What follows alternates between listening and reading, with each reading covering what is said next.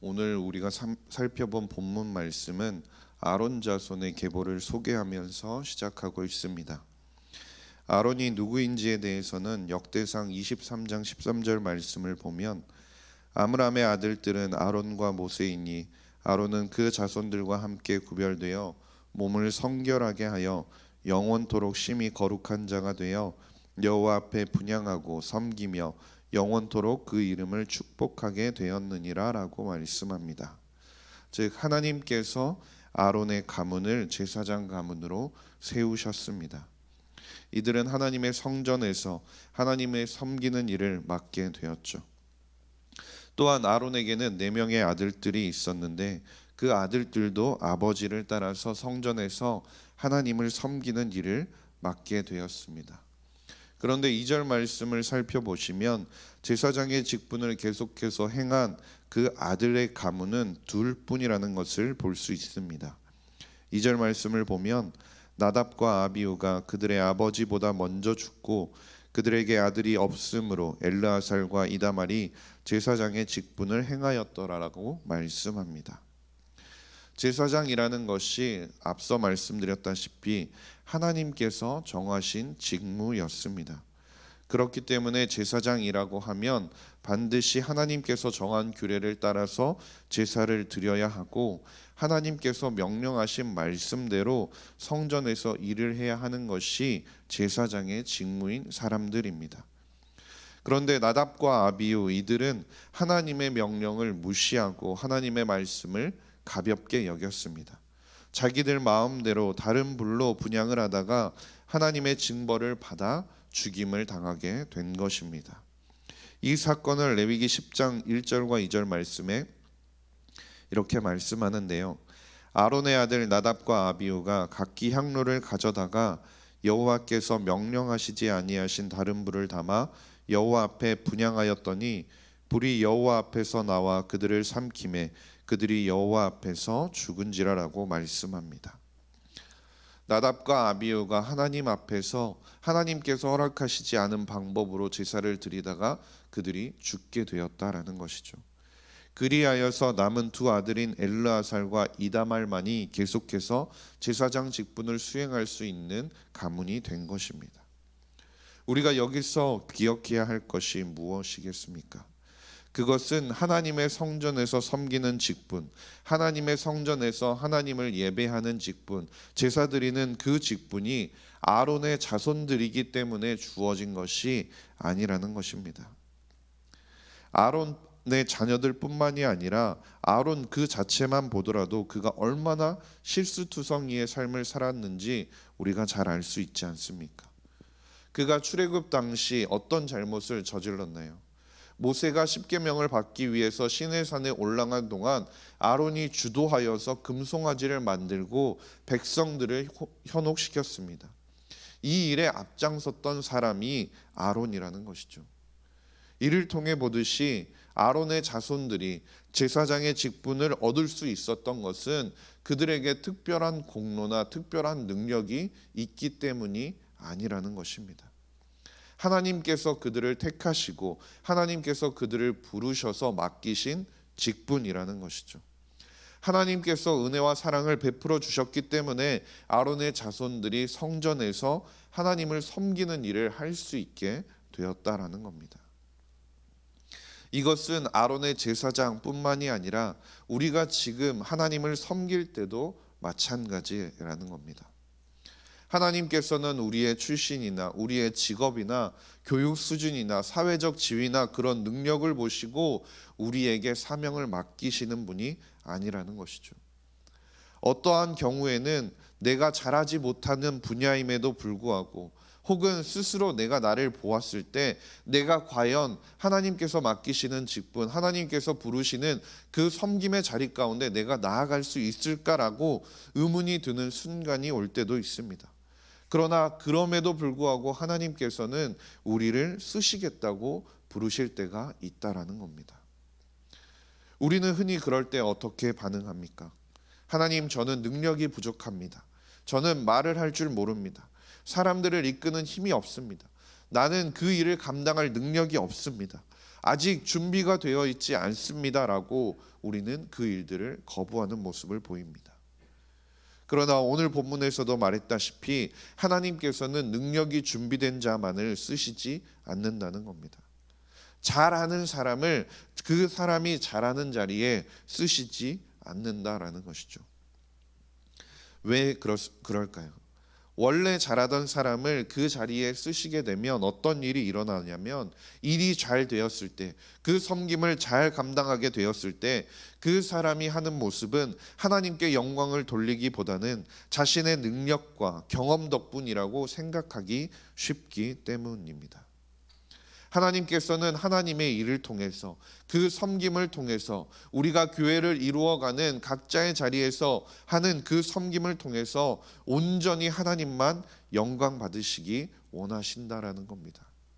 그렇기 때문에 하나님께서는 능력이 아니라 주님께 온전히 순종하고자 하는 우리의 마음을 보시고 그 마음에 따라 하나님께서 부르시는 그 섬김의 자리를 우리가 감당하게 되는 것입니다. 그리고 하나님께서는 그 순종하는 모습을 통해서 어떻게 하십니까? 내가 나 스스로 봤을 때는 그 자리를 감당할 능력이 없다고 할지라도 하나님께 순종하는 마음을 통해 그 자리로 나아가면 하나님께서는 그에 합당한 지혜와 능력까지도 더하시는 분이시라는 겁니다. 디모데전서 1장 12절에도 이렇게 말씀을 합니다. 나를 능하게 하신 그리스도 예수 우리 주께 내가 감사함은 나를 충성되이 여겨 내게 직분을 맡기심이니라고 말씀합니다. 이 말씀을 보게 되면 직분을 맡기신 이도, 우리를 부르신 이도 예수 그리스도이시며 그 가운데 우리를 능하게 하신 이도 누구시라고 말씀합니까? 예수 그리스도이시라고 우리에게 말씀하고 있는 것입니다. 그렇기 때문에 우리는 스스로 능력이 없다는 이유로, 내가 잘하지 못한다는 이유로 하나님께서 우리를 부르시고 우리에게 맡기신 자리를 거절하거나 포기해서는 안 된다라는 것을 우리가 기억해야 합니다. 하나님께서 부르셨다면 하나님께서 어떠한 이유로 어떠한 모습으로 우리를 그 자리 가운데 머물게 하시고 섬김의 자리 가운데 그것들을 감당하게 하셨다면 그 감당할 수 있는 능력까지도 주시는 분이심을 우리가 기억할 수 있기를 바랍니다. 또한 이어지는 말씀을 보면 하나님의 일을 맡기시면서 하나님께서는 아론의 가문에 그 제사장직을 맡기시면서 사용했던 방법이 있는데요. 5절 말씀을 보면 이렇게 말씀합니다. 이에 제비 뽑아 피차에 차등이 없이 나누었으니 이는 성전의 일을 다스리는 자와 하나님의 일을 다스리는 자가 엘르아살의 자손 중에도 있고 이다말의 자손 중에도 있음이라라고 말씀합니다. 하나님께서 지금 아론 가문에서 그들의 제사장직을 맡기면서 사용한 방법이 무엇이었습니까? 제비를 뽑는 것이었습니다. 구약 성경을 우리가 살펴보면 제비 뽑는 것을 종종 볼 수 있는데요. 구약 성경에서 그 시대에는 하나님의 뜻을 알기 위해서 제비 뽑기라는 방법을 사용했습니다. 민수기에서도 하나님께서 이스라엘 민족에게 몇 차례 제비 뽑기를 하도록 지시하기도 하셨고 11명의 사도들 역시 유다의 자리를 메꿀 사도를 정하는 데 있어서 무엇을 했냐면 제비 뽑기를 사용하였습니다. 그러나 이것이 지금 우리에게도 하나님의 뜻을 알기 위해서, 하나님의 뜻을 묻기 위해서 우리도 제비 뽑기를 해야 한다고 말씀하는 것이 아닙니다. 오늘 본문을 다시 보면 제비 뽑기를 사용한 그 이유가 무엇인지에 대해서 말씀하는데요. 5절 말씀을 다시 보면 노란색 글씨를 보시면 이에 제비 뽑아 무엇이라고 말씀하고 있습니까? 피차에 차등이 없이 나누기 위해서 그 제비를 뽑았다라고 말씀합니다. 즉 아론의 자손 가운데서 누가 먼저 태어났는지 혹은 어떤 가문의 숫자가 많은지에 따라서 하나님의 일을 나누는 것이 아니라는 겁니다.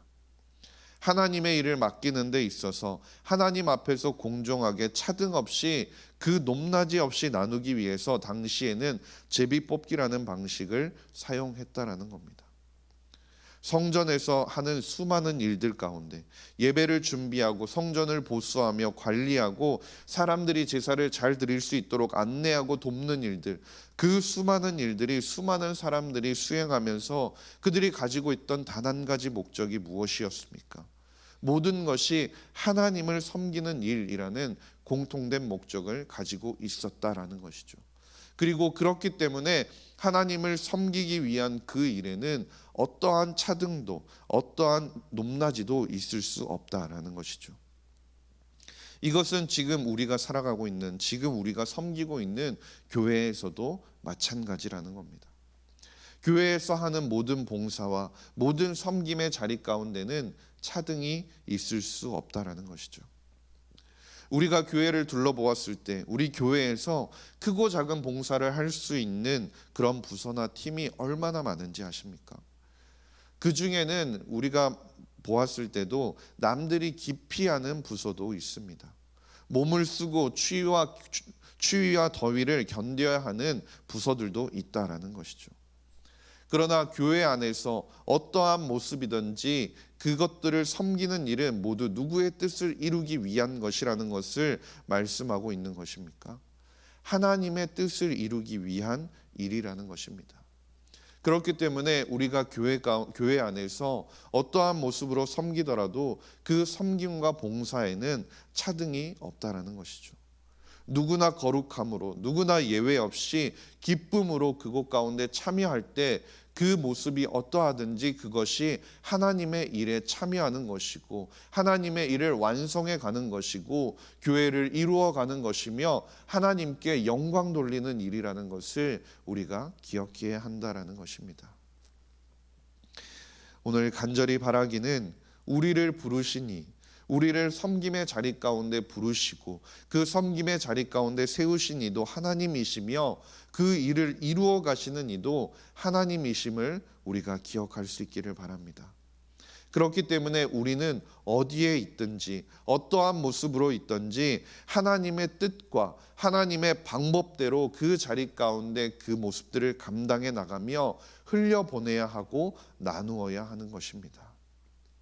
하나님께서 오늘 나를 어디에 부르셨고 어떠한 모습으로 있게 하실지라도 하나님의 뜻을 이루는 일에 최선을 다하며 하나님의 이름을 높여드리는, 하나님의 이름을 영광되게 하는 삶을 살아갈 수 있는 모든 성도님들이 될 수 있기를 주님의 이름으로 간절히 소망합니다.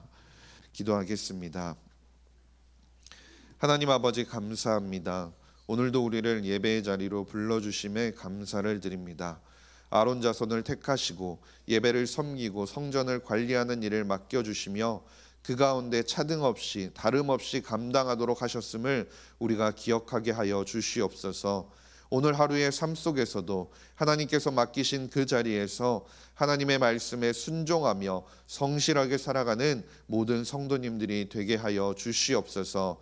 감사드리며 모든 말씀 우리 구주 예수 그리스도의 이름으로 기도드렸습니다. 아멘.